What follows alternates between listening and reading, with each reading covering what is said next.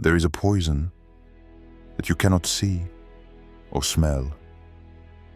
A fire that consumes you without ever touching you. A look that can ruin what you have built with love, just because he didn't say, Allah's drinker. You protect your body. You protect your home. But what have you done to protect your soul?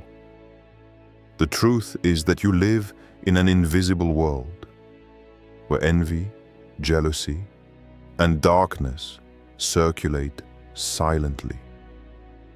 And if you don't know how to defend yourself, they will eat away at you, gently, silently. Today, I will reveal to you the hidden power of Surah Al-Falaq, not like a verse recited out of habit, but as a luminous armor for your mind, your heart, your life. Verse 1, the night that tears itself apart.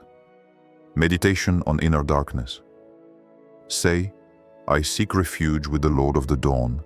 Surah Al-Falaq 1:13-1. The night never really begins outside. It first settles within us. She doesn't make any noise. She doesn't ask permission. It slowly seeps into the forgotten corners of the soul. Have you ever felt that strange fatigue, that invisible weight that settles on your mind for no apparent reason? You're standing, but you feel defeated. You laugh, but your heart is elsewhere. You move forward, but each step seems slowed by a force you cannot see. It's not fear, no. Fear has a face. What you feel is more subtle, older. It is the shadow of a look directed at you without your consent. It is the whisper of an evil thought that hovers around your name. It is the poison of envy, lurking in hearts you have never wounded. And there, in this charged silence, your soul seeks an escape. A breath, a light. You look up at the sky, but it's inside that the night must be tearing itself apart. Kul a'udhu by Rabbi Al-Falaq. This. Affirm. Proclaim that you refuse to be vulnerable to what lies hidden in the folds of the invisible. For what the Lord of the Dawn? Why not the Lord of Light or Clarity? Because dawn is not an ordinary light. It is the one that is born from the darkness itself. It is a light that fights. Who rocks? Who announces that the night has never been eternal? Al-Falaq literally means the slot, the tear, the separation. It is the precise moment when darkness is torn from the sky, where the veil is lifted. History. Hassan was a simple man. He would rise for Fajr even before the call to prayer echoed through the deserted streets. He fasted. He gave. He smiled even at those who never smiled back. But something was wrong. Every day, his energy declined. He forgot simple things. His limbs were heavy. He felt drained, as if something was sucking his vitality away, drop by drop. He consulted a doctor. Nothing abnormal. He prayed harder. Nothing changed. Until one day, an old imam told him, Hassan, you leave your door wide open at night. Hassan didn't understand. He always locked his house. Not your outer home, your inner sanctuary. You live in the light, but you forget to close the door to the invisible. That evening, the old man recited Surah Al-Falaq to him slowly, blowing gently after each verse. He taught her to recite it every night before going to sleep, placing her hand on her heart.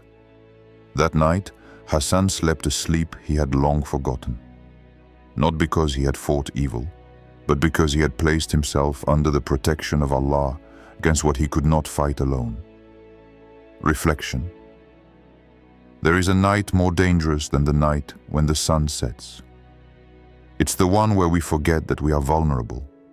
It is the one where we believe that our goodness protects us from everything. But the truth is that even the most sincere are the target of sick hearts. Even light attracts envy. Maybe even above all a light. For where faith shines, darkness seeks to extinguish it. How many times have you ignored the signs? This strange look, this fatigue without cause, this heavy dream that comes back. What if evil didn't need to strike you to get to you? What if what was stealing your energy wasn't visible to the eyes, but felt by the heart? The Prophet Muhammad used to recite this surah every night. He made a shield out of it. Not because he doubted his strength, but because he recognized that the invisible world exists, and that only the light of Allah can illuminate what the human eye cannot see. So, when night falls tonight, and that your soul will feel touched by nameless worry, just say, "Qul a'udhu bi rabbil falaq," and let Allah tear the night for you. 2. The poison of envy, the fire that eats away without flame against the evil of what He created. Surah Al-Falaq 113:2. Desire does not cry out. She doesn't knock on your door. It never announces itself. She enters without permission, carried by a look that you believe to be benevolent, with a sweet word, too sweet to be true. She slips into a hug, into a fixed smile, into an overly polite silence. You feel it, but you doubt it. You want to believe it's you, that you're paranoid. But your heart knows. Your soul knows. Envy is not mere jealousy. Jealousy says, "I want what you have." Envy says, "I want you not to have it anymore." This is a dark intention. A smokeless, glareless fire that burns slowly, a fire that doesn't burn your skin, but which eats away at your energy, your peace, your blessings. And this fire can be born in the closest hearts, the sweetest in appearance, the most happy for you on the front. Look around you. You may have already noticed. You announce good news, and suddenly, complications arise. You receive a blessing, and it crumbles soon after. You feel like something is being stolen from you, but nothing is visible. No break-in, no physical sabotage. But inside you feel that someone has blown on your destiny. Against the evil of what He created. It's vast. This includes everything. Humans, jinn, looks, corrupt hearts. Allah knows what you do not see. And this is why He commands you to seek refuge, not to defend you. No fighting back. More to seek refuge with Him. Because only He knows the invisible fire of envy that consumes souls without leaving a trace. History. Fatima was 26 years old when she started her first business. An online store, modest but built with passion. When she made her first big sale, she announced it on social media. The messages poured in. "Congratulations. You deserve it. So proud of you." But in the days that followed, everything went wrong. The site crashed without explanation. His supplier cancelled without reason. His nights became restless, full of endless nightmares. A ball of anxiety settled silently.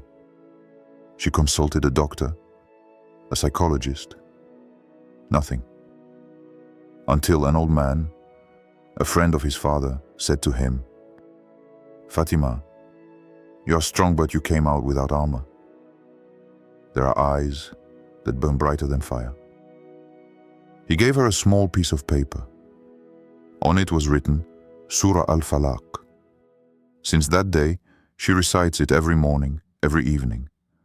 Not as a magic formula, but like a shield between her and the silent fire that others light in the shadows. It is not enough to be good to be protected. Some will envy you just because you are at peace. Because you have what they don't, the inner light, peace of mind, sincerity. And sometimes it's those you want the most good for who want the most harm from you. Because your happiness reminds them of what they have not yet achieved. So you have to choose.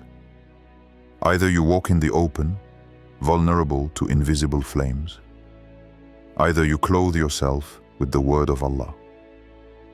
A crude but necessary thought. You can't always control who envies you. You can't always guess where the blow will come from. But you can choose to no longer walk without armor. This world is a battlefield. But here, the weapons are invisible. And those who target you don't show themselves. They are slowly destroying you, silently. Have you strengthened your heart today? Or do you walk naked amidst the invisible flames of other people's envy? Have you recited Al-Falaq as one closes a door before nightfall? Or have you left your destiny open to poisonous gazes? The word of Allah is not a mere recitation. It is a sword, a wall, a light. And Surah Al-Falaq is your spiritual shield, the one who repels the invisible missiles launched against you, without you even knowing who targeted you. 3.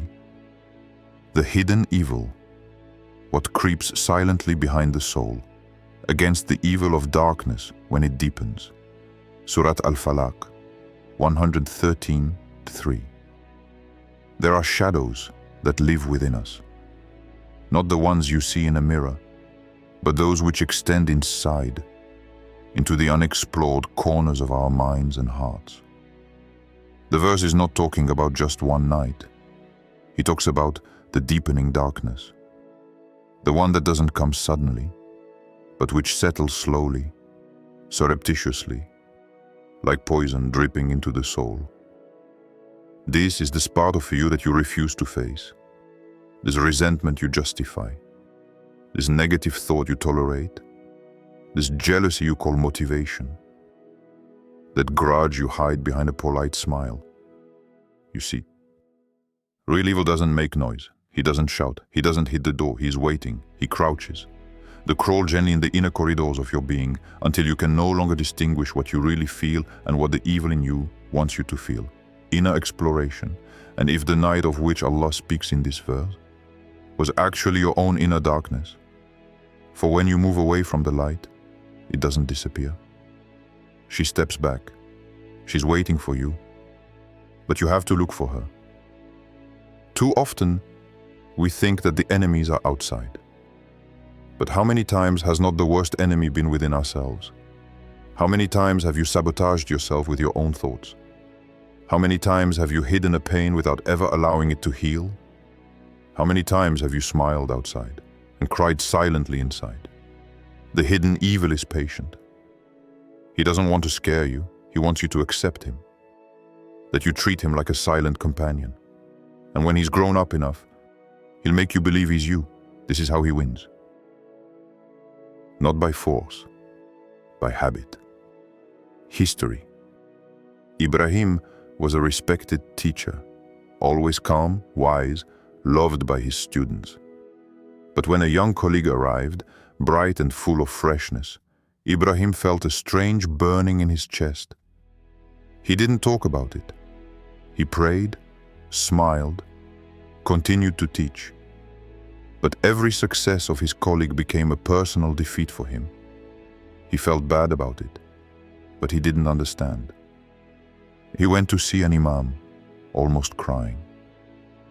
"My heart is sick, but I don't know why." The imam replied, "You're not bad, Ibrahim, but you let something in, and you fed him, your silence, your shame, your confusion. Every time this venom comes up, say, 'I seek protection from the Lord of the Dawn,' because it's not your colleague you're fighting against. It's against the dark night in you that you have to turn the light back on." Internal analysis. When you feel contempt, jealousy, hatred, it's not always you who creates them. These are often untreated injuries, the faults opened in the past, the shadows you never dare to face. And they become like malware in your system, invisible but destructive. You can't say, "I'm fine," while running away from your own depths. You cannot ask for peace if you refuse to be reconciled with yourself.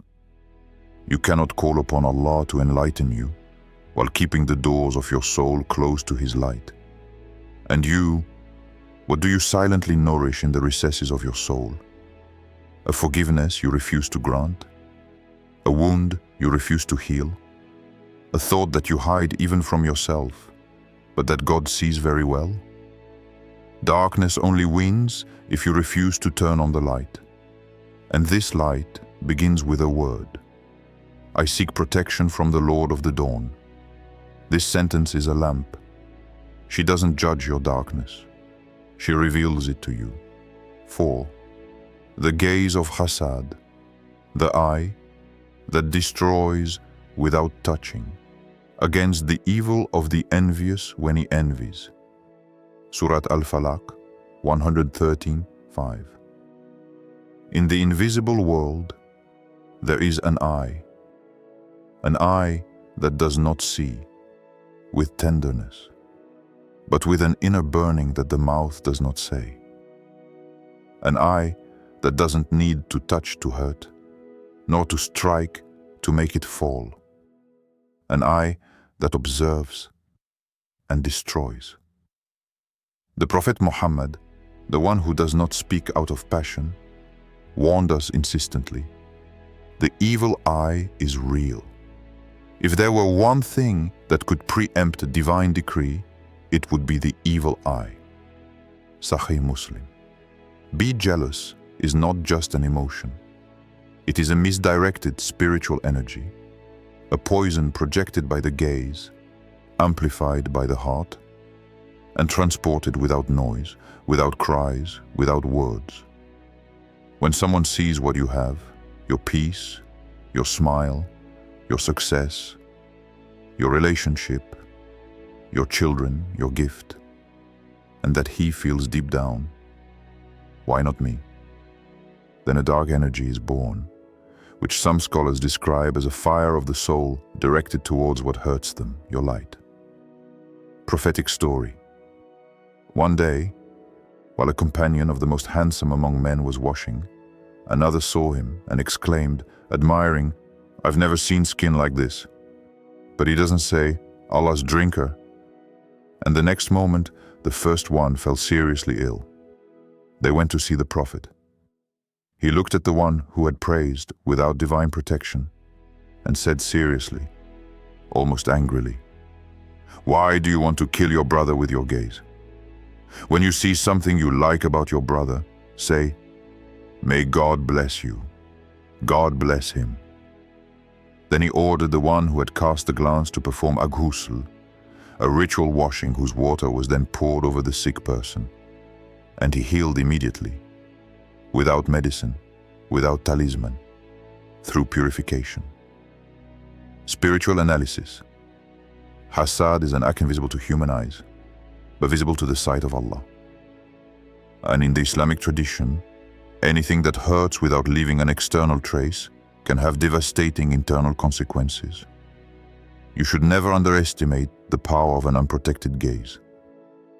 A blessing not covered by prayer is like a door wide open in the night, where all thieves can enter.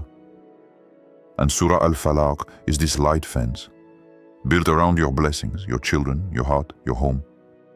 Every time you recite, against the evil of the envious when he envies, you deposit an invisible rampart between your soul and the arrow of the jealous gaze.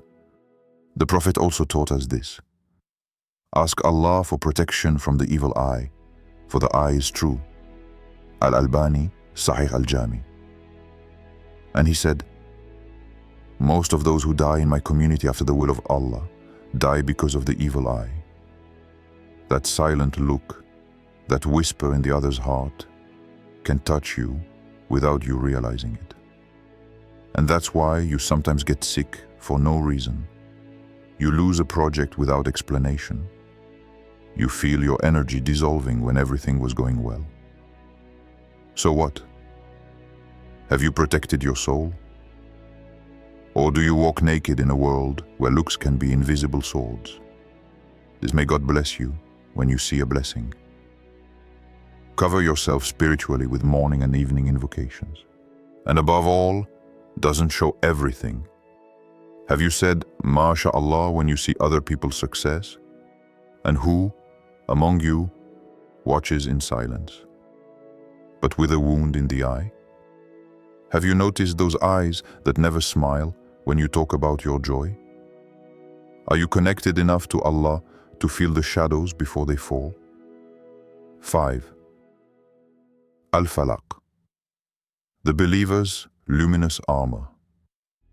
Close your eyes for a few moments. Let the noise of the world fade away and bring your attention back to the center, where your heart speaks without words, where the presence of Allah is closer than your jugular vein. Then, whisper slowly, with the language of the heart, with the sincerity of a child seeking refuge in his father's arms. Qul a'udhu bi rabbil falaq. Don't rush. Don't say it like a duty. Feel it, like a light coming down on you, like gentle rain on a thirsty desert. Al-Falaq. This word means dawn, but not only that sunrise. It also means the breakthrough of light through all forms of darkness. It is the crack of hope in the wall of despair. And he who says, I seek refuge with the Lord of the dawn, does not say a formula. They made a pact with the light, a call to the one who removes visible darkness and invisible. Al-Falaq is an armor, but it is not steel armor. It's an armor of light. Every word is a protective circle around your soul. Each verse is a lock on your peace. You walk in a world made of energies, of looks, of thoughts, of unsaid things, of subtle poisons. And yet, Allah gives you a divine rampart, so thin that it stays on your lips, so powerful that it deflects what you can't even see. A spiritual master said to his disciples gathered under a tent in the Maghreb desert, faith is like a flame in the desert night. It attracts weary travelers, but also scorpions attracted by the heat. A student asked, and what must we do, Master, to keep this flame alive without getting bitten? He simply replied, Al-Falaq is your staff. It drives away the shadows. Al-Falaq is your fire. It lights your path. Al-Falaq is your tent. It covers you at night. Never sleep without him. From that day on, every disciple recited Al-Falaq before closing your eyes, as if he were closing the shutters of a house to protect it from the wind. Not out of superstition, but by gratitude to the one who protects without being seen. Meditative reflection. You often recite without feeling. But what happens when you feel what you say? Each verse then becomes an act. Every word becomes a clef. Every breath becomes a silent invocation. And Allah in His Majesty responds by things you may never know, but that your heart will recognize. A sudden calming, an evil avoided without explanation, an intuition that saves you from a trap. And if you knew, how many spiritual arrows have been deflected just because you recited Al-Falaq before going out? How many invisible poisons have been neutralized just because you sought refuge in His names? And how many shadows were retained at the border of your light? Because one evening, in the silence, you said sincerely, A'udhu bi rabbil falaq. Last question to let resonate within you.